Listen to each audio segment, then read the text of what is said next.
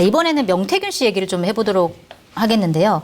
이 명태균 씨가 오늘 동아일보 인터뷰를 했습니다. 그러면서 했던 얘기가 본인이 대선 당시에 윤석열 대통령의 서초동 아크로비스타 자택을 수시로 방문했다. 뭐 대여섯 번 갔냐 그랬더니 대여섯 번이면 내가 얘기도 안 한다. 그래서 더 많이 갔다라는 취지로 얘기를 했고, 그 다음에 심지어 인수위 참여 제안받았고 공직도 제안을 받았지만 자기가 안 했다. 그리고 본인이 최재형 전 감사원장을 국무총리로 임명할 것을 건의했다. 뭐 이런 거. 그다음에 이준석 대표와는 뭐 어떻게 해라. 이준석 대표는 뭐 김정은 위원장이랑 만나게 하고 뭐 어쩌고저쩌고 이런 얘기까지만 했는데, 일단 이분의 주장이 사실관계가 맞다고 보시는지, 아니면 그리고 그 플러스 인터뷰를 지금 이 시점에서 왜 이렇게 많이 하고 있는지, 이거 어떻게 보세요? 일단 이분의 약간의 허장성세가 있는 거는 대부분 다 조금 뭐 저 같은 평론가를 비롯해서 많은 분들이 얘기를 하고 있잖아요. 그게 이제 그렇다고 완전히 다 거짓이냐, 네. 그런 건 아닌 것 같고, 뭐 안 갔는데 갔다고 얘기를 하지 않겠죠. 네. 그러니까 가긴 갔다. 근데 뭐 다여섯 번 갔냐고 하니까 뭐 셀 수도 없다. 카운트리스까지 뭐 갔겠냐. 그러니까 이게 인터뷰의 목적은 정확하게 본인이 얼마나 대단한 사람이고 내가 이런 정보들을 많이 알고 있고, 그래서 결국은 이거는 용산에 보내는 신호다. 전 그렇게 봐요. 나 건드리면은 니네 다칠 수 있어. 나를 보호해. 나 구속되면은 나 불어버릴 수도 있어. 약간 이런 식이고, 동아일보한테 그러면은 지금 언론한테 가장 뭐 핵심적인 정보를 줬겠습니까? 그러진 않았을 거 아니에요. 우리가 그 궁금해하는 공천 개입에 뭐 JTBC한테도 그래서 애매한 걸 준 거 아니에요. 그렇죠. 그러니까 단수면 나도 좋지 이 정도를 계속 이런 식으로 본인의 위력을 좀 그 어떤 영향력을 과시를 하면서 용산에 계속 시그널을 보내고 있다, 이렇게 봐요. 그래서 일종의 매드맨 전략, 미치광이 전략이라고 저는 뭐 보는데, 그러니까 무슨 짓을 할지 모르는 사람으로 본인이 포지셔닝 되기를 좀 원해. 그렇지만은 굉장히 영향력 있던 사람으로 포지셔닝 되기를 원하는 것 같아요. 근데 저는 뭐 하나 공감하는 건 있습니다. 네. 최재형 감사원장이 국무총리가 됐으면 한덕수보단 나았겠다. 이 조언을 받아들였으면 좋았을 텐데. 식물총리를 넘어서 신문총리. 그러니까 아무것도 안 하시는 이분보다는 최재형 그래도 약간 줏대가 있는 분이잖아요. 최재형 최재형 의원. 그래서 그거는 좀 말을 듣지 그랬나. 뭐 이 생각이 드는데, 근데 싫어했겠지. 대선 경쟁자들 다 싫어했는데. 네. 알겠습니다. 인터뷰 어떻게 보셨어요, 오늘? 뭐 이분이 지금까지 보여준 그 어떤 행보에서 뭐 크게 벗어난 것 같지는 않아요. 이분은 지금 보도된 것도 이제 자기가 화가 나지만 보도 과정에서 본인이 자꾸만 이 주범이 아니고 공범, 종범처럼 자기가 메인인데 자꾸 뭐 원오브 댐처럼 취급당하는 걸 굉장히 예민해하는 느낌이에요. 그러니까 이거 내가 다 했고, 내가 했다고, 뭐 걸릴 거 있으면 걸리고, 뭐 이런 분위기예요. 그러니까 무슨 말을 할지 모른다는 건 제가 동의합니다. 근데 결론은 이런 식으로 계속 보도가 나오면 지금 이분은 당장 보도가 안 나온다 하더라도 얻을 게 없어요. 솔직히 얘기해서. 그러니까 얻을 게 없다는 걸 아는 사람 입장에서 더 그럴 수 있는 거죠. 난 잃을 게 없으니까. 그런 차원에서 하는 얘기인 것 같고, 과장이 꽤 많이 섞여 있겠죠. 뭐 대여섯 번이면 말을 안 해 하면 그럼 한 100번입니까? 이렇게 가지 않고 저는 한 8, 9번으로 봐요. 뭐 그렇게 생각하는 거예요. 이렇게 좀 톤다운 시켜서. 뭐 이걸 희화화하자는 건 아니고, 어쨌든 윤 대통령이 정식으로 정치를 시작하시기 전, 저는 7월 24일 날 처음 뵀거든요. 그때가 이마빌딩에서 선거 경선 캠프 처음 시작된 날이라고 보는데 3월 4일 날 관두시고 그다음에 6월 어느 날에 윤봉길 기념관에서 출마 선언하고 그 사이에 아마 좀 교류가 있었던 걸로 느낌이 와요. 그 이후로는 아마 아니었어요. 저는 본 적이 없어요. 그 전에는 제가 봤지만 김종인 위원장 시절에 한번 공항에서 우연히. 그때 말씀하셨었던 이미지나 뭐 이런 거 말씀하셨는데 알겠습니다. 본인이 원오브댐이 되는 거를 견디지 못한 측면에서 인터뷰를 계속 하고 있다, 이렇게 이제 판단을 해주셨고, 지금 보면은 그 명태균 씨가 여론조사를 윤석열 대통령에게 여러 번 보고했다라고 한 녹취가 나왔습니다. 그러고 난 다음에 이제 MBC 최근 보도를 보니까 20대 대통령 선거 당시에 국민의힘 회계보고서를 입수를 해서 보도를 했어요. 근데 이 여론조사를 위한 선거 자금이 쓰인 흔적이 없었다. 그렇기 때문에 공짜로 여론조사를 해준 거라면 정치자금법 위반이 아니겠느냐라고 하는 분석이에요. 근데 이게 지난주에 저희가 얘기했던 그 박은정 조국혁신당 의원이 주장했던 그 내용인 것 같아요. 네. 근데 그때는 이제 두 분이 거기까지 가기에는 조금 멀다라고 분석을 해주셨는데 이제 MBC 보도를 보고서는 어떻게 좀 보세요? 많이 갔죠 이제. 아, 제가 이제 조금 더 그때는 그때 말씀드렸듯이 이거는 아직 증거가 부족하기 때문에 그것까지 해석하기에는 조금 거리가 있다라고 했는데 오늘 한겨레 단독 보도도 나왔는데 2019년부터 2022년까지 미래항공연구소가 선관위로부터 고발 4번, 뭐 등등등 해가지고 엄청나게 그 짧은 기간에 3년? 뭐 4년 요 기간 동안 엄청나게 불법적인 여론조사를 많이 했다라는 거예요. 네, 명태균 씨가 운영했던. 예, 명태균 씨가 운영했던 실질적으로 소유주, 예, 뭐 김영선 의원이 뭐 대표로 있기도 하고 뭐 그랬지만 어쨌든 실질적인, 그러니까 제가 그거를 확인은 못했습니다. 그 여론조사가 윤석열 대통령 후보와 관련된 건지 아직 확인을 못했는데, 네. 도대체 그런 게 있다고 한다면은 그리고 말씀하셨다시피 이게 그냥 무료로 해준 거라고 한다라면은 글쎄요, 이거는 뭐 또 현금이 아닌 다른 용역을 제공한 거랑 마찬가지면은 소지가 있죠. 실제로? 소지가 저는 있다고. 물론 이제 형사상 소추가 되는 건 아니니까 대통령이 당장 아니겠지만은 관련된 사람들은 만약에 다 이게 기소가 돼서 수사받아서 기소되면은 대통령이 버틸 수 있을까요 이거를? 정치공백 위반 소지가 너무 다분하다. 크게 본 거예요. 그래요? 아직 멀다. 거기까지 가기. 아니 이거를 의제를 하려면 이 확실한 증거와 또 이 조건이 맞아야 되잖아요. 이 사람이 들고 와서 이렇게 했다 저렇게 했다 하는데 아니 이건 내가 돈을 안 줬으니까 들고 오지 마세요. 뭐 이렇게 했다는 얘기잖아요. 이렇게 해야만 했었다. 네네. 그럼 모르는 겁니다. 원해서 주세요. 그러니까 뭐 청탁관계도 성립을 해야 되고 이래야 지금 말씀하신 그 정치자금 그 관련해서 좀 문제가 있는 건데 제가 지난번에도 말씀드렸지만 정치자금 관련해서 문제가 되려면 어떤 금전 또는 금전 비슷한 걸 수수함에 있어서 정상적인 방법이 아닌 거 그거를 가지고 우리가 이제 벌을 준단 말이에요. 그래서 제가 뭐 유튜브 막 그 슈퍼챗 얘기도 했잖아요. 후원금을 우회로 그렇게 받는 거 그런 건 문제가 될 수 있는데 이거는 글쎄요 이거를 받았다 이거를 정치자금을 써서 여론조사할 거를 안 주고 여론조사를 한 거를 결과를 받았으니까 이게 정치자금 받는 거에 문제가 있다. 이건 너무 멀지 않아요? 아니 근데 이거는 제가 바로 반박을 해야 되는 게 모르죠. 모르는데 이게 여론조사가 한 번이면 모를 수 있는데 계속 가져오는데 이거를 의문을 가지지 않고 했다라는 것도 문제고 또 하나는 그 지금 그 알파벳 EC가 강모 씨로 나왔다가 이제는 이름까지 나왔어요. 그러니까 김영선 의원의 그 보좌관이었고 명태균 씨 측근이어서 여기서 꽂은 걸로 알려진 그 사람이 스픽스 이제 인터넷 언론하고 인터뷰했잖아요. 거기에서 무슨 얘기를 했냐면은 명태균이가 내가 윤석열이한테 3억 6천만 원 받으러 갔다 올게. 이렇게 갔다는 거예요. 근데 빈손으로 왔다라는 겁니다. 그럼 그 3억 6천이 뭐겠어요? 이게 뭐냐면은 이거 여론조사한 거 지금 이거 돈 받으러 갔다라는 거 아니에요. 그러면 그거를 이게 사실이라면 그거 몰랐을까요? 그러니까 이거는 수사를 해봐야 하는 거예요. 그러니까 제가 보기엔 정황 증거는 이미 충분합니다. 그러니까 이게 보통 일이 아니에요. 그러니까 지금 이제 이게 큰 축으로 보면 앞으로 여론 조작으로 하나가 이제 계속 굴러갔겠고 하나는 이제 선거 개입, 여사의 선거 개입으로 하나가 굴러갔겠고 뒤에 얘기하겠지만은 이권 개입 문제가 있거든요. 그거는 제가 아는 한도 내에서 제가 좀 설명을 드릴게요. 이 세 축으로 앞으로 쫙 흘러갈 겁니다. 이거 제가 보기에는 이건 그렇게 만만하게 볼 일이 아니다. 알겠습니다. 그 제보자가 얘기한 그 3억 얼마, 그거는 어떻게 봐야 돼요? 그 시점을 봐야죠. 제가 그 방송을 안 봤기 때문에 어느 시점에 뭐 3억 6천만 원이라는 돈을 윤석열 후보 측에게 받으러 갔다. 그거는 이제 시점을 봐야 되는 거니까 여론조사를 정말 뭐 한 10번 정도 한 다음에 그거 내가 받아올게 한 건지 뭘 가져온지 모르니까 제가 말씀을 못 드리겠어요.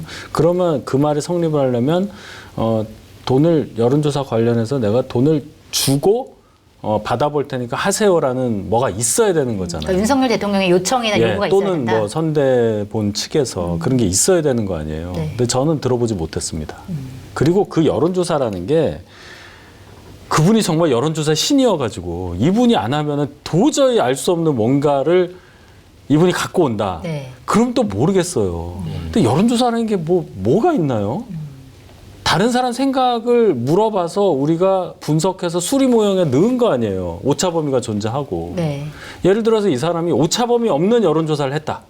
통계적으로 불가능하지만 그럼 또 모르겠는데 그것도 아니에요. 왜 그러니까 혹시 지금 이 사람 거를 받았어야만 했나? 그런 거 말이 안 된다. 결과가 거의 거기서 거긴데 그걸 가지고 이 사람 거 나는 똑같은 밥인데 이 집 밥만 먹을 거야. 뭐 이 얘기입니까 지금? 그런 건 아니잖아요. 성립이 안 된다는 얘기예요. 아니, 저도 동의를 하는 게 여론조사라는 게 다 똑같을 거 아니에요. 비슷비슷할 거 아니에요. 네. 그러니까 저는 그게 그래서 의문이에요. 왜 그러면 다 똑같은 여론조사인데 왜 명태균이 것만 계속 받아보고 이렇게 특별히 챙기고 그랬는지 명태균 거에는 무슨 주술이 들어가가지고 더 잘 보이는지. 갑자기 주술로 아니 제가 말씀드린 거는 그러니까 그게 의아하다라는 거예요. 해석이 탁월했다 뭐 이런 거 아닐까요? 뭐 해석이 탁월을 했든 뭐가 됐든 그러니까 수사로 밝혀져야 될 문제예요. 맞아요. 여론조사 뭐 내가 돌리든 누가 돌리든 방법론만 똑같으면은 반복해서 누가 하든 나오는 게 과학이거든요. 이쪽에 네. 사회 과학이잖아요. 그러니까 오차 범위 있고 뭐 표준 편차 있고 그러니까 왜 명태균을 그럼 그렇게 신뢰를 하고 그거에 목이 달아 있었는지 여러 정황이 있잖아요. 야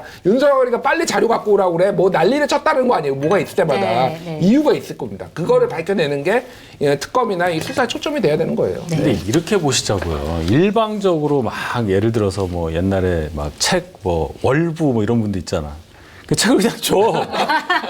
그다음에 계속 그냥 한 달에 막 고지서 막 보내고 이런 거랑 비슷하다고 봐요 저는. 그러면은 명태균이 상황극을 했다고 윤석열은 거들떠도 안 보는데 이거 제 되게 얘기는 직원들한테 뭐냐면- 야 윤석열이가 빨리 이렇게 하래 혼자 상황극하고 있었다고 그러면 제 차례인데 왜 연기를 하세요? 제 분량인데. 그러니까 이런 분들이 여러 명 있었다는 거예요. 얘기를 좀 들어보니까. 그러니까 그렇다고 찾아온 사람을 막 이렇게 뭐 안 돼 이렇게 할 수는 내칠 수는 없는 거니까 이렇게 몇 번 했다는 뜻으로 저는 알아들었어요. 그러면 이 사람 입장에서는 내 거 봤으니까 자 요번 거 1,000만 원, 다음 거 2,000만 원 하니까 3억 6천이네. 내가 받으러 가야지. 그게 아까 제가 얘기한 그 월부 책장수 요새 그런 거 없는데 제가 좀 오래돼서 그 기억이 나요. 네, 옛날에 있었죠. 예, 우리는 알잖아요. 같이 엮이니까 뭐 기분이 썩 좋지만 않지만 죄송합니다. 예, 하여튼 그런 게 불과 얼마 전에도 있었단 말이에요. 그냥 주고 그냥 계산하는 거야. 그런 개념으로 저는 생각해요. 어쨌든 받는 사람의 의도가 중요했다. 실제로 요청을 했는지 그게 솔직히 되게 중요했다. 그렇잖아요. 난무하는 여론조사 속에 이게 뭔지 내가 어떻게 하란 말이에요. 명태균 씨 국정감사에 나올까요?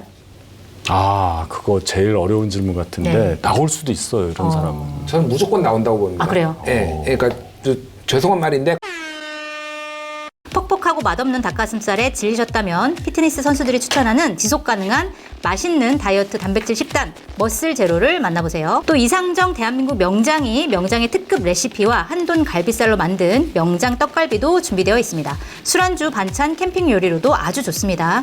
구매 방법은 유튜브 고정 댓글 링크나 또는 네이버 검색창에 탑셰프 마켓을 검색하시기 바랍니다. 명태균 씨 국정감사에 나올까요? 아, 그거 제일 어려운 질문 같은데 네. 나올 수도 있어요. 이런 사람은. 저는 무조건 나온다고 봅니다. 아, 그래요? 예, 그러니까 죄송한 말인데 관종이잖아요. 네. 예, 관종은 이런데 빠지잖아요. 원오브 댐으로 남지 않겠다. 그러니까 또 주인공이 개별 되겠다. 무슨 동아일보 인터뷰 이게 아니라 여기에는 우리나라의 모든 언론이 모든 그렇죠. 인터넷 언론과 뭐 방송사 다 생중계할 거 그렇죠. 아니에요. 이제 명태균 지금도 정치 고가저층만 아는데 이제는 다 유명해진 본인이 얼마나 훌륭한 책사였는지를 네. 집중적으로 얘기를 할 겁니다. 아, 네. 네.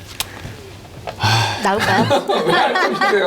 나오면 큰일인데 약간 관종, 일어났을 관종이란 말에 제가 이분은 이제 막 카메라 터지고 막 플래시 터지고 기자가 이렇게 할 때 이제 더 흥분할 가능성이 큰 분이잖아요. 네. 집에 나오는 순간부터 막 그걸 즐길 거란 말이에요. 네. 그런 심리거든요. 그럼요. 그래서 제가 나올 가능성이 높다고 말씀드리는 조금만 자극하면 또 무슨 얘기가 나올지 그럼요. 모르고. 그러면서 뭐 기자가 이렇게 할 수 있죠. 아니 사실 뭐 여론조사 별거 아니었던 거 아니에요라고 만약 물어보면 무슨 소리냐고 막 얘기하고 이럴 것 같아. 막 아, 그러게요. 내가 뭐 이러면서 이거 어떻게 하냐. 약 먹어야 되겠네. 약 먹을 일이 많습니다. 무너진다. 지금. 국민의힘의 윤희석 대변인이 그런 사람 한 10명쯤 널렸다고 하던데요. 무슨 얘기야? 그렇지. 저 10명이라는 얘기는 안 했어. 원오브 데미런데 으악 막. 알겠습니다. 오늘 국정감사 시작됐는데 뭐 물론 명태균 씨나 아니면 김영선 전 의원 이런 분들 나올지 그런 게 이제 주목되는데 일단 오늘은 특별하게 나온 얘기가 뭐 있다기보다는 이 얘기가 나왔어요. 오늘 국감에서 KTV가 청와대에서 국악 공연을 했었는데 공연에 8,600만 원의 예산이 들었다. 근데 무관중이었는데 원래 사실 알고 보니까 김건희 여사가 공연을 관람을 했고 김건희 여사만을 위한 행사였던 거 아니야? 라고 민주당이 공격을 했고 실제로 이제 그런 보도가 나왔었는데 이거 어떻게 봐야 돼요? 그러니까 이걸 제가 이거 단독 보도한 매체에 가서 네. 방송도 하고 똑같이 다른 데서도 또 얘기하고 했는데 이건 좀 과해요. 이게 이렇게 얘기를 하더라고요. KTV가 아니고 어떤 방송사의 사장 부인이 네. 녹화하는 무관중 녹화 공연을 하는데 사장 부인이라고 들어와서 혼자 거기서 봤다. 그거랑 똑같지 않냐 그러더라고요. 그러면 이거는 김건희 여사가 KTV 사장 배우자면은 맞는 말이에요. 네. 그거는 뭐 막을 수가 없는 건데 그게 아니라 원래 대통령도 보시려고 했었고 그러니까 이게 다른 데도 아니고 KTV 정책방송이잖아요. 그래서 국악지는 그다음에 이게 그 부산 엑스포 기원 유치 기원 네. 공연이었잖아요. 그래서 대통령 또는 대통령 배우자 이분들이 와서 볼 만한 저는 성격이었다고 봐요. 이제부터가? 이게 이제 녹화고, 그러니까 무관중에 막 집중해서 이거 아무도 못 보는 건데 이거 특권이다, 뭐 황제 공연이다 그러는데 그거는 물론 부적절하다고 지적은 할 수 있는데 네. 김건희 여사가 이 공연 봤다고 해서 다른 사람들이 공연을 아무도 못 본 건 아니잖아요. 뭐 황제 테니스 막 이런 얘기 하더라고요. 네. 황제 테니스 하면 다른 사람은 테니스 못 쳐요. 그건 맞아. 근데 이게 거기에 비견할 게 아닌데도 이렇게 막 과장해서 공격하는 게, 김건희 여사에 대한 여론이 나쁘니까 이게 먹히는구나 이렇게 생각하는 거지. 이 자체 가지고 네. 그렇게까지 공격받을 사안이라고 생각 안 합니다. 아마 댓글에 아마 제욕 많이 할 거예요. 이거 그냥 잘못했다고 하면 되지. 왜 그렇게 말이 길어라고 말씀하시는데 진짜 이건 과해요. 제가 볼 때. 네. 좀 과한 비판이다. 어떻게 보세요? 뭐 큰 틀에서는 전 동의를 합니다. 그러니까 과한 비판이라기보다는 이게 본류는 아니에요, 사실은. 예, 이게 그러니까 뭐 대통령도 같이 가기로 했다가 여사만 왔다라고 하는 건데 글쎄 뭐 대통령이 이런 거에 관심이 있으실지 모르겠고 문화에 워낙 뭐 관심이 많으니까 뭐 갔을 수도 있다고 봅니다. 이게 말했다시피 그냥 며느리가 미우면은 발 뒤꿈치가 둥그렇다고 나무란다 뭐 이런 속담이 있잖아요. 네. 김건희는 지금 김건희라는 이름 자체가 주는 국민들한테 주는 스트레스가 어마어마해요. 그러니까 이것도 그러니까 다른 여사가 예를 들면은 뭐 이희호 여사가 됐든 뭐 소면순 여사가 됐든 그렇게 했으면 그렇게 막 지금 논란이 됐을까 그 생각은 해요. 그런 한데 어쨌든 이 정도 됐으면은 정무적으로 그런 판단을 해야 되는 거잖아요. 그러니까 뭐 조치가 있어야 되니까 국민들이 지금 제일 짜증나는 게 무조건 잘못이 없다거나 침묵으로 일관하잖아요. 그리고 아무런 조치가 없잖아요. 그러니까 이게 제일 열받는 것 같아요. 지금 뭐 이게 이런 부분은 조금 약간의 과장도 있거나 억울할 수도 있다고 보지만은 전체적으로 큰 틀에서 보면은 오늘 제가 김건희와 관련된 단독 기사만 7개를 봤습니다. 아침에. 네. 다 김건희. 그러니까 이거 막을 수가 없는 상황이에요. 그러니까. 사실 판이 깔리면 예, 예. 아주 작은 기사라도 다 기사가 되는 다 단독이야. 상황이니까. 다 단독이에요. 네. 그러니까. 예. 알겠습니다. 그런 측면이다라고 보셨고 일단 오늘 국감이 시작돼서 여러 가지 폭로들이 나올 거라고 많이들 이제 관심을 집중해서 보고 있는데 이번 국감의 가장 큰 쟁점 뭐라고 보세요? 아니 뭐 김건희 국감이고 네. 사실은 이게 같이 맞물려서 돌아갈 것 같아요. 언론 보도하고 네. 지금 김건희 여사 뭐 증인들 관련돼서 증인들 나오는 거하고 맞물려서 돌아가는데 제가 지금 몇 개 이제 전해 들은 것들은 이권 개입과 관련해서 지금 취재를 하고 있는 데가 언론사가 있다. 이권 개입 아까 잠깐 언급하신. 예, 김건희 여사 이권 개입. 제가 이제 좀 옛날 얘기 좀 해드릴게요. 2022년 6월 달에 지방선거 끝났잖아요. 네. 그리고 지방선거 끝나고 얼마 안 돼가지고, 제 아는 지인으로부터, 부동산이 아니라 반도체. 네. 반도체 특구를 지정을 하려고 하는데 정부가 이게 뭐 지자체가 지금 이거를 유치하려고 엄청나게 열심히 하고 있고, 여사 쪽이나 뭐 그쪽에서 이쪽에 땅을 알아보러 다닌다. 네. 준비를 하고 있다. 그게 그냥 풍문으로 들은 게 아니라 네. 그 사람이 그 얘기를 들은 회장의 완전 측근이었어요. 그러니까. 네. 그러니까 직접 그거를 이제 했던 거예요. 뭐 어쨌든 제가 더 깊게는 말씀 못 드리겠는데 네. 그러니까 이게 벌써 이런 얘기가 정권 초기부터 돌았어요. 그러니까. 아 그래요? 이게 예. 보도가 된 게 있나요? 지금 그 특구가 지정이 안 됐어요. 아직도. 아 그래요? 예.